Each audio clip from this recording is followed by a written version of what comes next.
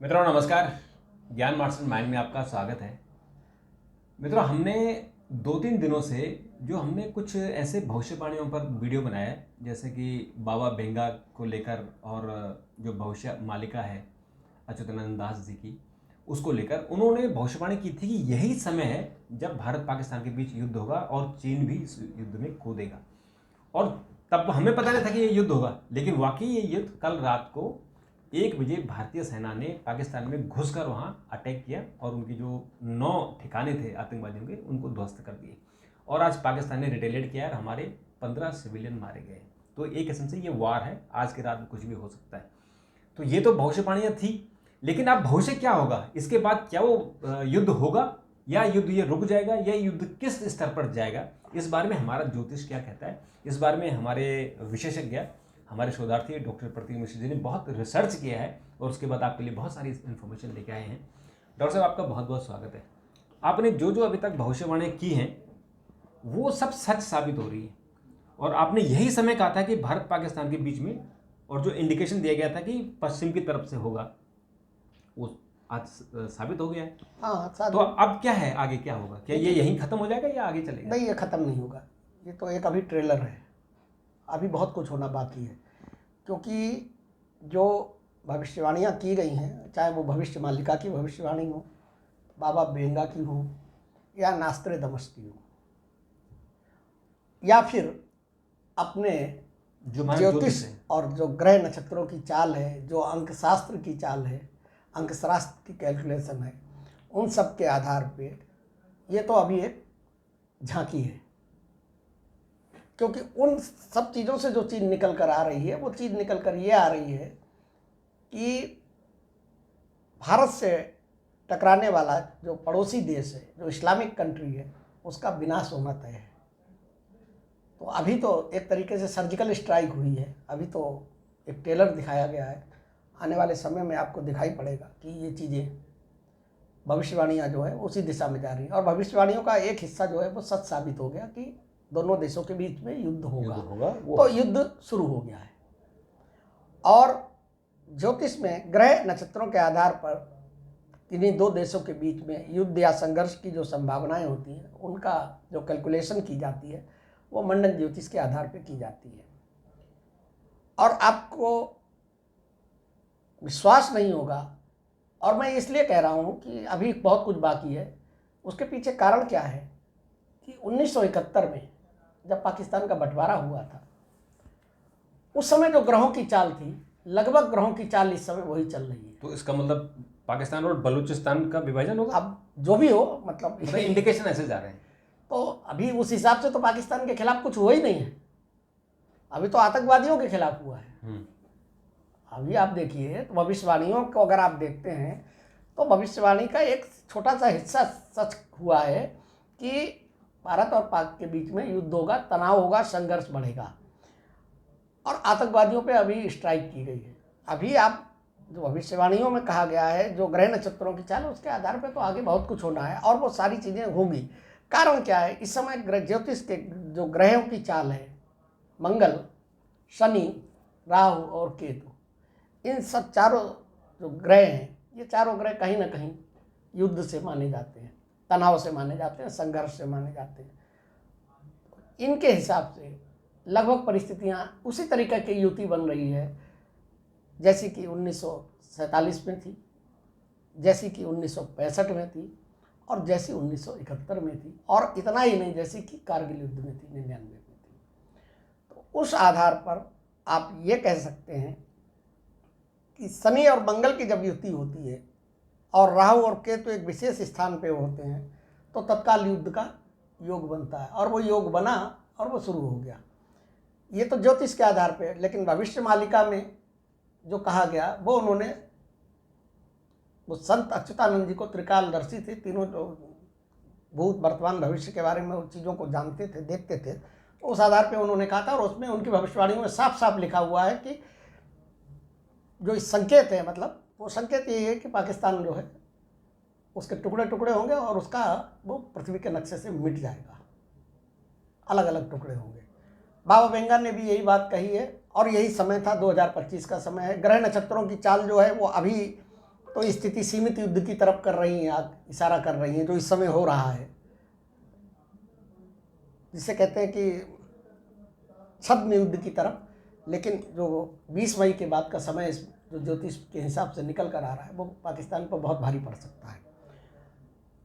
कारण क्या है कि मंगल को युद्ध और आक्रामकता का कारण माना जाता है, जबकि शनि जो है वो बाधा, रणनीति और दीर्घकालिक संघर्ष का होता है। अभी ये जो अटैक हुआ वो मंगल की रात को ही हुआ। मंगल की, और ये देखिए, ये संयोग देखिए नहीं है, ये सब ग्रह नक्षत्रों की वजह से ही हो रहा है कि पहलगाम में अटैक जो हुआ, शुरुआत जो हुई वो पाकिस्तान की तरफ से हुई, और वो उस दिन भी मंगलवार था। उस दिन भी मंगलवार, और भारत ने जो रिटेलिएट किया, जो जवाब दिया है, वो भी मंगलवार था। यानी खून खराबा कराया गया, खून खराबा हुआ। पहले हमारे निर्दोष लोगों का खून बहा, और अब जो है उनका खून बहाने वाले आतंकियों, दरिद्रों को उनका खून बहाया गया। राहु और केतु जो है वो अराजकता, भ्रम की स्थिति, अचानक घटनाएं और छल का प्रतिनिधित्व करते हैं। इनकी भी स्थिति बहुत खराब है। जब ये ग्रह लग्न, दशम भाव या सप्तम भाव में आते हैं, देश की कुंडली जो होती है उसके आधार पर, तब आंतरिक या बाहरी संघर्ष की संभावना रहती है, और लगभग स्थितियां वैसे ही बनती चली जा रही हैं। पहले जो युद्ध हुआ था उसमें भी इन दोनों ग्रहों की, मंगल और शनि की, बहुत बड़ी भूमिका थी। उस समय मंगल जो है वो आक्रामकता का, युद्ध का, सेना का प्रतिनिधि माना जाता है, और वो तुला राशि में था। शनि जो है संकट और दीर्घकालिक जिसके प्रभाव होते हैं, वृषभ में था और मंगल पर दृष्टि डाल रहा था। मंगल और शनि के बीच की ऐसी दृष्टि जो है वो दो देशों के बीच में युद्ध कराती ही कराती है, और 1971 में स्थितियां कुछ इसी तरीके की बनी थी। 1965 और 1999 के जो युद्ध हुए, जो 65 का युद्ध हुआ और जो 99 का कारगिल का युद्ध हुआ, उसमें भी मंगल और शनि की जो युति थी वो बहुत सक्रिय थी, और उसी वजह से वो युद्ध हुआ। इस समय भी लगभग वही स्थिति है। दूसरे ग्रहण का भी बड़ा असर पड़ता है, तो ग्रहण का भी प्रभाव असर पड़ेगा। अब देखिए, मैं एक दूसरी तरीके से बताऊँ आपको कि भारत का जो विक्रम संवत जो वर्ष चल रहा है, ये वर्ष जो चल रहा है, इसके राजा जो है वो सूर्य है, भारत की दृष्टि से मैं बता रहा हूँ, और इसके मंत्री भी सूर्य हैं, और इसके सेनापति कौन है? शनि। तो वो भी, तो आप ये सूर्य जो वो डोमिनेंस करता है, प्रभाव होता है, प्रभावकारी होता है। तो जो इस समय ग्रहों की स्थिति चल रही है उसके अनुसार आप ये मान के चलिए, भारत का पल्ला भारी है, अभी भी है, और आगे बहुत भारी रहने वाला है। और शनि जो है वो न्याय के देवता माने जाते हैं, न्याय का प्रतीक माना जाता है, और चूंकि वो इस वर्ष के जो है सेनापति हैं, तो वो न्याय करके रहेंगे। न्याय शुरू हो गया है, तो अब भारत की सेना ने नाम भी दिया है ऑपरेशन सिंदूर। न्याय हुआ, जो भारतीय सेना ने कहा न्याय हुआ। तो ये, और शनिदेव जो है न्याय के ही देवता माने जाते हैं। तो अभी मतलब पूरा न्याय नहीं हुआ है, अभी बस शुरुआत है, अभी शुरुआत है न्याय की। आज जो 15 सैन्य हमारे नागरिकों को उन्होंने मारा है, इनका भी तो न्याय करना। हाँ, तो शनि जब सेनापति होते हैं ना, तो शनि का एक गुण होता है कि सैन्य, सुरक्षा और प्रशासनिक क्षेत्र में बहुत शक्ति का अनुभव होता है, और वही शक्ति जो है मोदी जी दिखा रहे हैं, शनि के प्रभाव से दिखा रहे हैं। भारत वही शक्ति दिखा रहा है, क्योंकि इस समय हमारा सेनापति शनि है। अब अंक शास्त्र के अगर हिसाब से आप देखें, ये तो ग्रह नक्षत्रों के हिसाब से हुई, अंक शास्त्र के हिसाब से अगर आप देखें तो भारत कब स्वतंत्र हुआ था? 15 अगस्त 1947 को। तो भारत का जन्मांक क्या हुआ? 15 का प्रतिनिधि होता है शुक्र, 5 और 1 6 का प्रतिनिधि शुक्र हो गया। भाग्यांक को अगर आप देखेंगे, 15 अगस्त 1947 को अगर आप जोड़ेंगे तो आपका भाग्यांक जो आएगा वो 8 आएगा, और उसका प्रतिनिधि होता है शनि। पाकिस्तान का आप जोड़िए, आप 14 अगस्त 1947 को हुए थे, तो 14 अगस्त का अगर आप जन्मांक देखेंगे तो उनका जन्मांक जो है वो शनि आएगा, और उनका अगर आप भाग्यांक देखेंगे 14 अगस्त 1947 के हिसाब से तो वो केतु आएगा। तो दोनों नीच ग्रह, हाँ, जो झगड़ालू ग्रह के, मतलब भारत का, मतलब व्यवधान डालने, भारत का मूलांक जो है 6 है और भाग्यांक 8 है। 6 शुक्र का और 8 शनि का प्रतीक है। अब आप देखिए, वर्ष के हिसाब से अगर देखेंगे तो वर्षांक जो है, इस वर्ष का जो अंक वर्षांक है पूरे वर्ष का 2025 का, तो वो क्या आ रहा है? वो आ रहा है 9। 2025 को आप करिए, जोड़िए, 2 2 4 और 5 9 9 आ रहा है। अब 9 का जो सीधा संबंध होता है 6 और 8 के साथ, जो क्योंकि भारत का भाग्यांक और भारत का मूलांक जो है उससे अगर आप करेंगे तो ये सीधे सीधे ये साबित होता है कि दबदबे वाला होता है और मतलब शक्ति का वाला होता है। तो भारत का दबदबा रहेगा। मतलब भारत के लिए ये वर्ष कार्रवाई का है, रणनीति का है और शांति बनाए रखते हुए सामने वाले को दंड देने का है। और देखिए, जो इतना गोपनीय तरीके से ये कार्रवाई हुई, इसके पीछे भी ग्रहों की चाल है। शनि और मंगल की जब ऊर्जा मिल जाती है तो जो भी कार्रवाई होती है बड़ी गोपनीय होती है। तो पाकिस्तान ने तमाम अपनी एजेंसीज लगा रखी थी, तमाम स्रोत लगा रखे थे, लेकिन वो जो है उसको पता नहीं चला और वो उसी धोखे में रह गया। और इस बार फिर हो गया। हाँ, मतलब कल हमने देखा कि पाकिस्तान की संसद बुलाई गई थी, स्पेशल सेशन। तो जब संसद बुलाई तो उसमें कोई भी महत्वपूर्ण, न मंत्री बैठा था, न प्रधानमंत्री बैठा था, न बड़े नेता बैठे थे, और वो डिस्कस कर रहे थे बाकी लोग।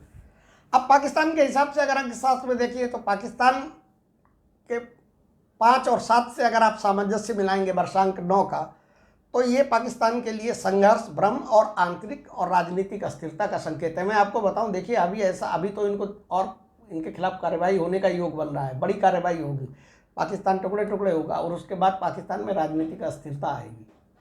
अभी भी लगभग ऐसी स्थिति हो जाएगी।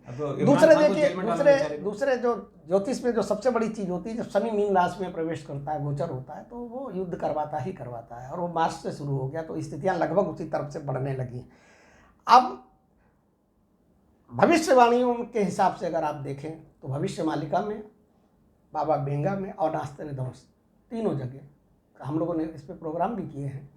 इन तीनों जगहों पर ये साफ साफ संकेत दिया गया है। अब वो जो संकेत दिया गया उसके हिसाब से ही मैं ये कह रहा हूँ कि ये अभी तो शुरुआत है, और जब शुरुआत इतनी प्रचंड है तो इसका आगाज क्या होगा, इसका अंत क्या होगा, आप समझ सकते हैं। और वो अंत होगा पाकिस्तान का विनाश। और ये आपने भविष्यवाणी भी की थी कि जो एक इस्लामिक देश है, इस्लामिक कंट्री है, उसका विनाश होगा। तो इस्लामिक कंट्री हमारे पश्चिम में एक ही है, वो पाकिस्तान। तो इसका ये बाबा बेंगा ने बोला हुआ है। हाँ, बाबा बेंगा ने बोला हुआ है। और वो उन्होंने ये कालखंड भी 2025 बताइए, बिल्कुल एक्यूरेट बता रखा है।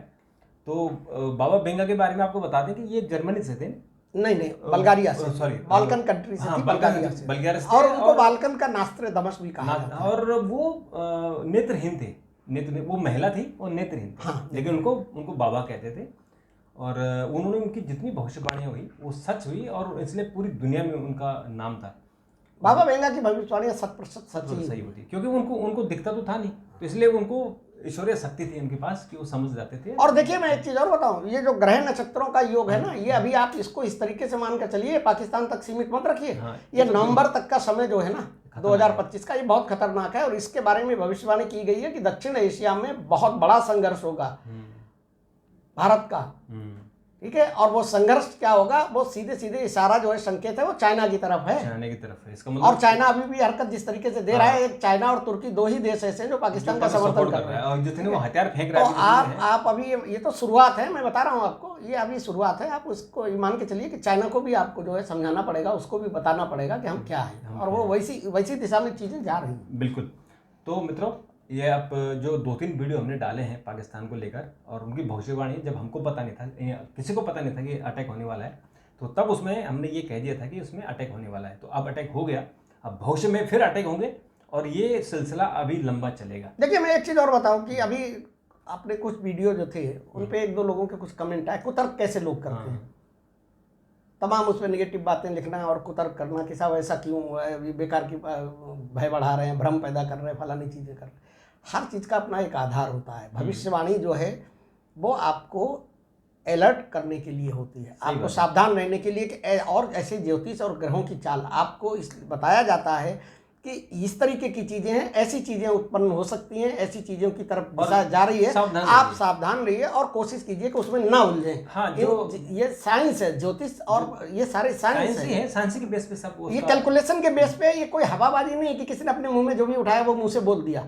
ये सारी कैलकुलेशन के आधार पे होती है। तो ऐसे लोग जो इन चीजों को देखते हैं, देखिए उनको जवाब मिल गया ना, कि हमला ये हमला हो बताया गया। गया था कि तनाव होगा पहले और बाद आक्रमण होगा, ये हमने बता दिया था। तो आप देख लीजिए वीडियो, आपको उसका प्रमाण भी मिल जाएगा। लेकिन मित्रों, जो हमारे अच्छे हमारे चाहने वाले हैं, जो अच्छी कमेंट हमारे वीडियो पर करते हैं, उनसे आग्रह है कि करिए, अपनी प्रतिक्रिया दीजिए। अगर आपकी कोई सवाल है, उनका सवाल पूछिए, हम उनका जवाब देंगे। और अपने दोस्तों को, परिवारजनों को इस चैनल को आगे भेजिए, सब्सक्राइब कीजिए और शेयर भी कीजिए। डॉक्टर साहब, आपका बहुत बहुत धन्यवाद, इतनी अच्छी आपने जानकारी दी। और मित्रों, आपका भी बहुत बहुत धन्यवाद, आप हमको इतना सारा प्यार देते हैं। कल एक और वीडियो के साथ मिलेंगे, तब तक नमस्कार।